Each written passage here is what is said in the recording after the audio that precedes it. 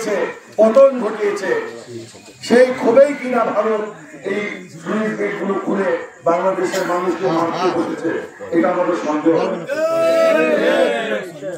আমরা ভারতকে বলতে চাই, আমরা আপনাদের সাথে সুপ্রতিবেশী শুধু আচরণ চাই, আপনাদের সাথে বন্ধুত্বপূর্ণ আচরণ চাই, কিন্তু বাংলাদেশের মানুষের সেন্টিমেন্টের বিরুদ্ধে গিয়ে আপনারা যদি কিছু করেন সেটা বাংলাদেশের মানুষ মেনে নিবে না। যাই হোক, আমি বক্তব্য দীর্ঘায়িত করবো না, আমি শুধু এটুকু বলতে চাই যে আজকে এই শেখ হাসিনা যাদেরকে হত্যা করেছে, সাজিদ হোসেন সহ হাজার হাজার ছাত্র জনতাকে, সাবিদ হোসেন সহ হাজার হাজার ছাত্র জনতাকে হত্যা করেছে, অবশ্যই এই সকল হত্যাকাণ্ডের বিচার হবে। এই সকল হত্যাকাণ্ড নয়, গত 15টি বছর শেখ হাসিনা অগণতান্ত্রিক ভাবে রাষ্ট্র পরিচালনা করতে গিয়ে দমন নিপীড়ন চালিয়ে হাজার হাজার নেতা কর্মীকে হত্যা করেছে।